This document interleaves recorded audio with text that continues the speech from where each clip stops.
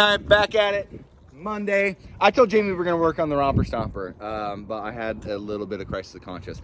I want to start work on the new project. And it's apropos Jamie's here because Jamie is actually the inspiration for this, because Jamie and I were down with Ford Bronco at the Easter Jeep Safari, and no, we weren't in a Bronco.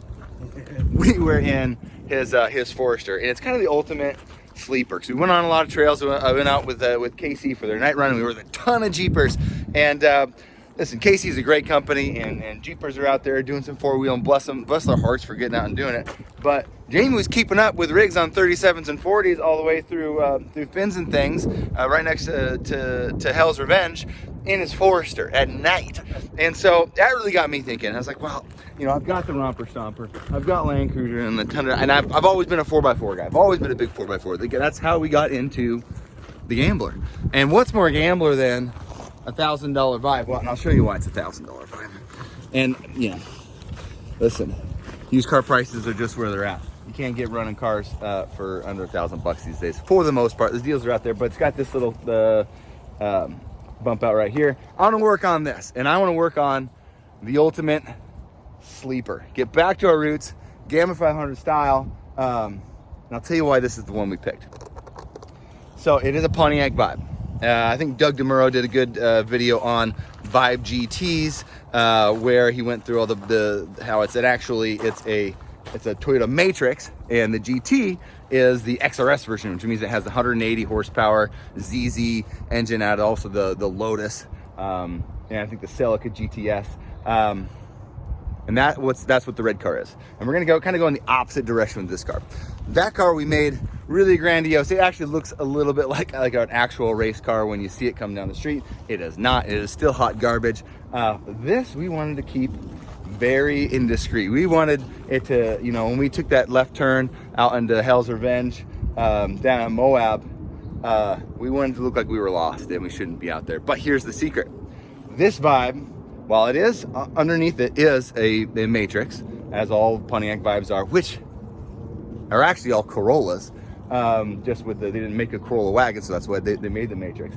Well, the other one is the ZZ. This has got the normal 1.8. It's also got the automatic, and I'll tell you why in a second. But for the most part, it was this little symbol right here that I wanted to get, and it's the all-wheel drive version. So that means this is basically, well, it's not four-wheel drive because it doesn't have a transfer case. It does have 50-50 power distribution from front to back, so there is no center differential. So for all intents and purposes, it really is four-wheel drive with open differentials in the front and rear, which technically still only guarantees you having traction with or getting power to two wheels at any given time. Well, we're going to change that today. So we're going to get underneath. Jamie, the master, is going to figure out how we're going to weld this rear end, or at least get it locked in a reliable way. Then we're relying, I think I want to keep the center open. You know, the front wheels are already doing the steering, they're doing the driving. I don't want to add that third, you know, mitigator of forcing power to both wheels at the same time as well. Plus it makes steering kind of a bear.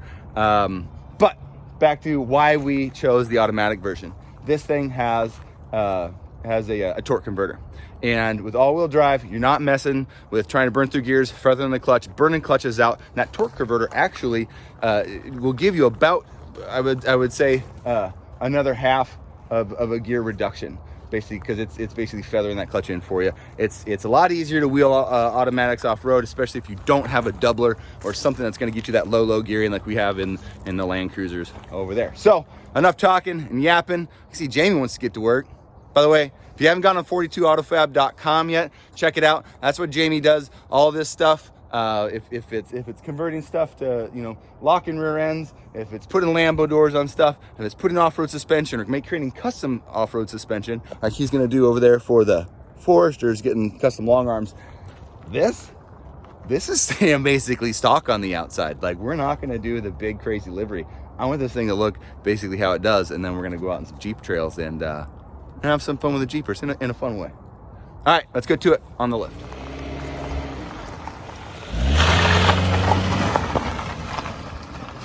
Oh, the shop's a mess. I shouldn't say stock, because obviously this is a pretty decent modification. And it's got this sweet hitch, and then, man, look at this exhaust tip.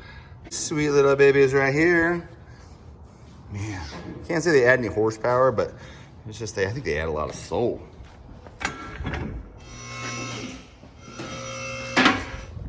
Quick trick, when you spin your tires and they go in opposite directions, you can assume that it's not a limited slip or minimum locked.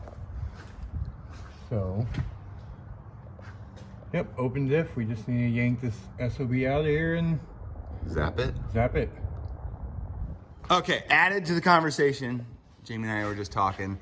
I think we're just gonna take the rear sway bar off, or at least just unhook it, and if we can find a way for it just to live back there in case you change our minds. All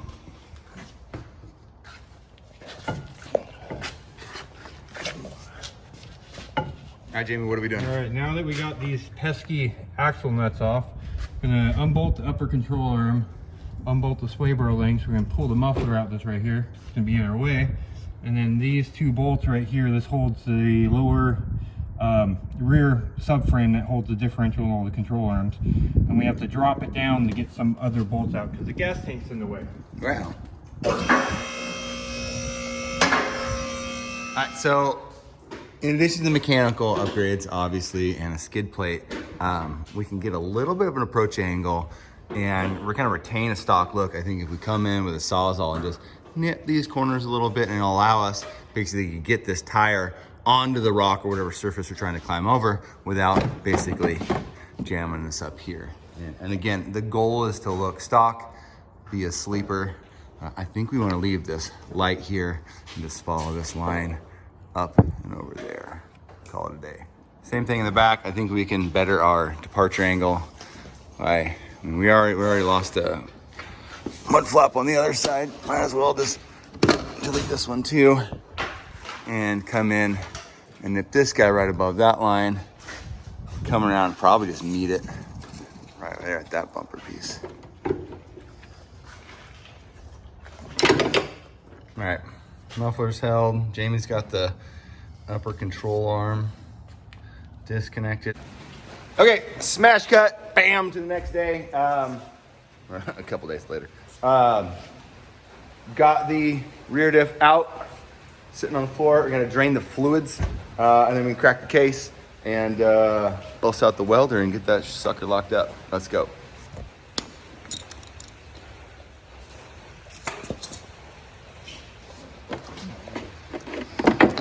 Ooh. Been a while since this one's been serviced. Probably.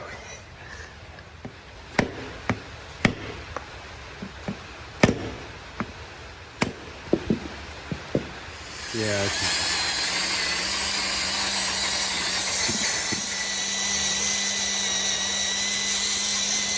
Actually, right in here. So, but you're thinking we leave the clutch packs? Yeah, I'd leave them alone. Yeah. So it would allow it to slip if some tires are slipping somewhere.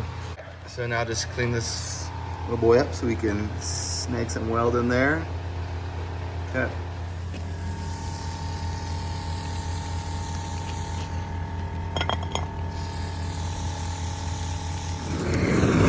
Alright, cooking off residual oil and also preheating those gears to the weld.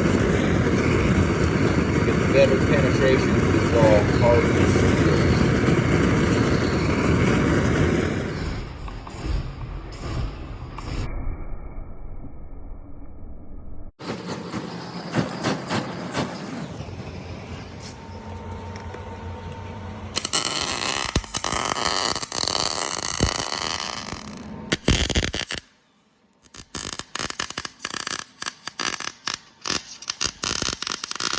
Jamie's got it all zapped together.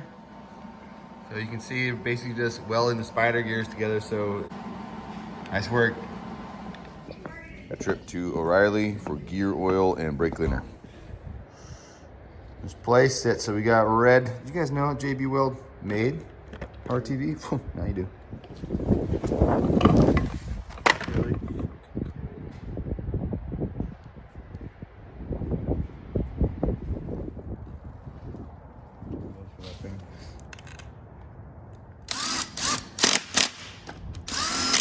Okay, all right, we got the diff all back together, and we got to slide it on. The bolt, man, I got to put my camera down here. In a second. And she's in.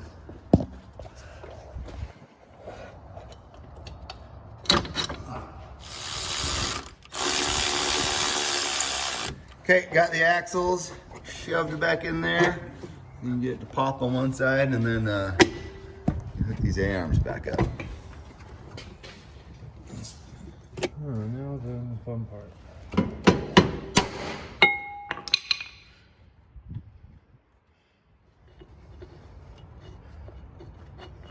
Install the axle nut.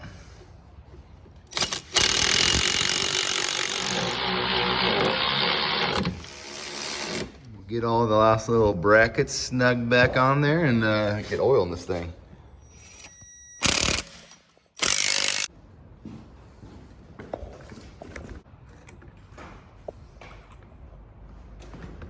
Leatherman, Leatherman, Leatherman, Leatherman, Leatherman, Leatherman. Only Leatherman. There is no other than Leatherman. All right, got oil on the diff, got her on the ground, got her started. I don't know, is this the world's first sway bar deleted all-wheel drive welded diff? Tell me if you know of another Pontiac Vibe with a rear welded diff. All right, it's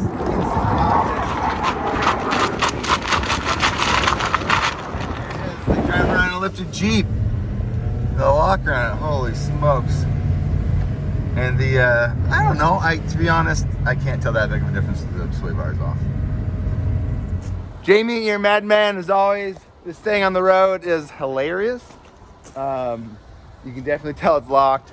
The sway bars, I don't think did a whole heck of a lot for around here, but I think it's gonna make sure it has maximum amount of articulation. We have maximum amount of traction, and the next thing we gotta do is put some tires on, just a little bit bigger tires. We don't want it to be immediately obvious, that we're trying to be off-roaders here.